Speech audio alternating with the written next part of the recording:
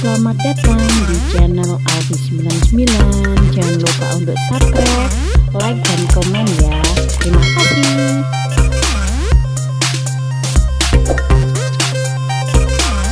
Mantan yang ke Kalimantan itu ngirim foto ke Jawa gitu. Ternyata itu kaget semua. Kakak saya di Kalimantan udah menikah, punya anak 2 gitu guys. Dan itu berlangsung sekitar 20 tahun ya. Maklum aja ya, sudah berpisah sekitar 20 tahun, bayangkan.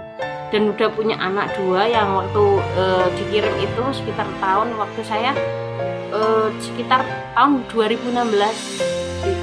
Bionya kirim foto anaknya yang pertama itu SMA, yang kedua masih SD gitu, sama-sama perempuan. Semuanya itu pada gagal. Alhamdulillah masih, ya Allah, masih hidup ternyata ya, sampai punya anak. Nah setelah itu nggak tahu kalau kesannya kok ceritanya yang uniknya itu sampai itu belum sampai ngasih cerita yang detail, kok bisa sampai ke Kalimantan itu gimana ceritanya belum dikasih tahu. Nah setelah itu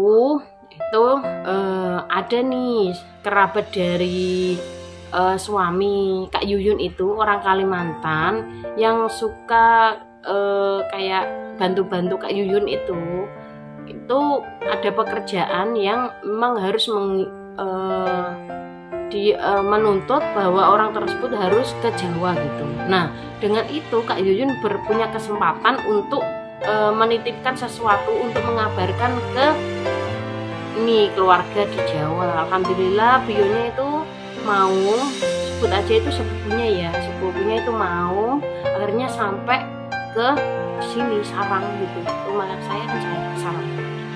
Udah mau ternyata menceritakan keluh kesahnya Kak Yuyun di sana, udah punya anak, hidupnya gini, suaminya kerjanya gini, udah ceritakan semua itu sama sepupunya. Pengen ketemu, kapan-kapan pasti bisa ketemu ya gitu.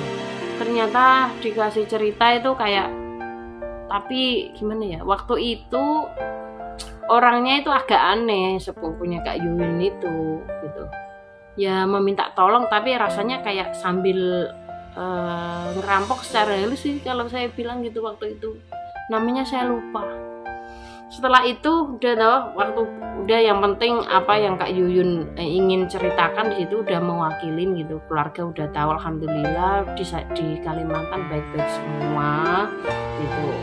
Terus udah dikasih nomor telepon, udah komunikasi lewat telepon, tapi belum pakai WA ya waktu itu, cuma pakai telepon ya. Kayaknya waktu musimnya BlackBerry itu kalau nggak salah.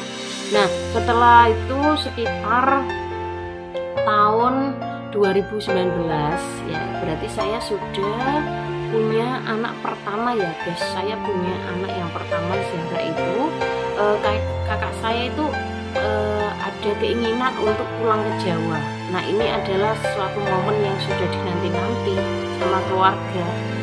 Setelah 20 tahun tidak ketemu gitu guys, akhirnya saya berangkat pada waktu itu sekitar bulan Januari awal 2019 ya. Saya mau jemput di Bandara Juanda Surabaya itu. Saya, bapak, ibu, sama mbak saya yang pertama itu udah nunggu kan, katanya udah naik pesawat. Kakak saya yang dari Kalimantan, berangkatnya dari Kalimantan Pontianak itu ke Juanda, udah nyampe sekitar sore, sampai di Juanda itu sore. Tahu nggak sih momen-momen waktu pertama kali ketemu kakak saya itu waktu ditinggal itu masih kecil, kelas 2 SD, waktu berangkat ke Singapura. Waktu itu subuh saya tidur, saya nggak sempat perpamitan, katanya itu waktu saya tidur dicium lah ke pipi saya kanan kiri. Maklum ya, adik perempuan masih kecil itu pasti kayak suka disayangin gitu loh ya. Nah terus ketemu setelah 20 tahun saya udah punya anak itu di bandara itu, peluk lah semua itu, sampai nangis semua. Bener itu sampai nangis momen-momen itu. Terus kakak saya juga bawa cewek cantik perempuan gitu. Nah itu ternyata anaknya yang pertama gitu guys. ternyata sudah punya ponakan sebesar itu dan nggak tahu, baru ketemu waktu tahun 2019 itu. Nah sekarang ponakan saya yang pertama itu sudah sudah tinggal di Jawa, tapi kakak saya Yun tetap kembali ke Kalimantan karena memang di sana banyak banget tanggungannya. Di Kalimantan ada suami dan anaknya yang kedua, jadi kalau ditinggalin itu rasanya kayak nggak enak itu kalau harus kesini gitu. Memang kan pekerjaannya yang suaminya itu di Kalimantan gitu, tani gitu guys. Nah fakta-fakta lain dari ceritanya adalah kakak saya udah pulang ke rumah Jawa ini sekarang. Itu kayak kakak saya itu semua orang penasaran pengen ketemu kakak saya sekarang seperti apa gitu, kok gimana ceritanya kok sampai dapat jodoh di Kalimantan gitu, padahal berangkatnya itu dari rumah itu ke Singapura kan waktu itu. Jadi kakak saya itu ceritanya gini, waktu di Singapura ditinggal kakak saya yang pertama itu ternyata mulai dari paspor, uang, dokumen-dokumennya itu hilang, sama plus uangnya sama kopernya itu diambil sama temannya gitu guys. Nah paspor ini yang menjadi poinnya gitu. Kalau orang Indonesia pergi ke luar negeri, kalau nggak punya paspor nggak bisa balik gitu guys kan gitu. Akhirnya kakak saya waktu itu kayak hilang arah, hilang tujuan, bingung mau ngomong cerita sama orang, nggak punya teman di situ, nggak punya keluarga di situ. Akhirnya nggak tahu kejadiannya kayak gimana, detailnya nggak tahu. Cuma kakak saya ditolongin sama yang jadi suaminya itu guys, ketemu gitu. Dibawalah kakak saya Kak Yuyun itu ke Kalimantan Barat. Nah Kalimantannya ini gokil sekali. Kalimantannya ini di suku Dayak guys.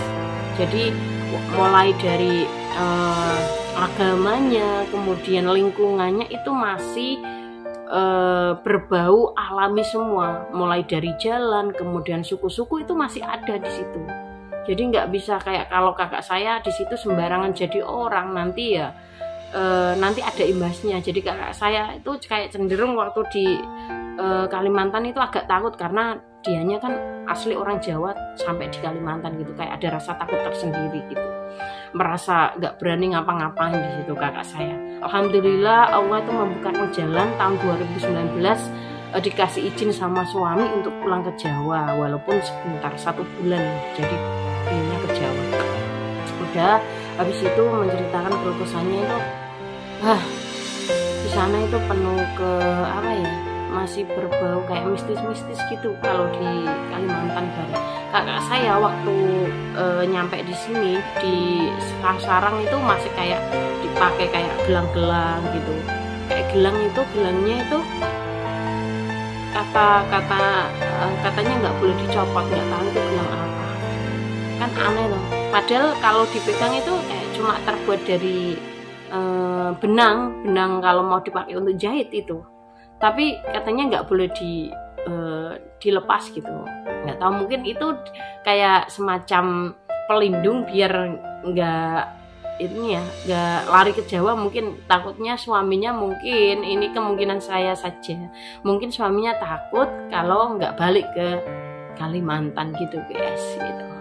Jadi malah sekarang itu yang orang yang mengajak Kak Yuyun itu sama kakak saya yang pertama itu sekarang hidupnya hancur guys, karena kayak merasa kualat gitu memisahkan antara seorang ibu dan anak selama 20 tahun. Bayangkan, itu kan imbas dari orang tersebut yang mengajak itu, memang udah niatnya kayaknya nggak benar gitu.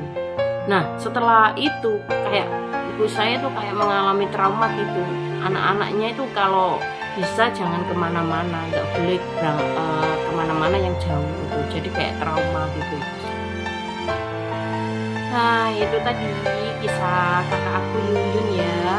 Kira-kira pesan apa sih yang bisa kita ambil dari kisah ini? Menurut saya yang pertama ya, kita itu tidak boleh mudah percaya dengan orang lain gitu. Walaupun udah kita kenal, walaupun itu saudara, jangan mudah percaya pada orang lain. Itu yang pertama. Yang kedua, itu sebagai ibu kita memang harus selalu berdoa, mendoakan anak-anaknya gitu. Walaupun kesulitan apapun kita doakan, musibah apapun yang kita terima, kita selalu tawakal, berdoa sama Allah semoga itu diberi jalan keluar. Di perjalanan 20 tahun itu tidaklah cepat ya, itu waktu yang sangat lama sekali. Dikira itu sudah meninggal Kak Yuyun. Alhamdulillah Allah masih memberikan kesempatan untuk bisa bertemu gitu, antara anak dan ibu. Doa ibu itu memang dibilang mujarab, memang betul. Ibu itu memang punya lidah yang berbeda dengan seorang ayah ya guys, itu makanya biar sama ibu.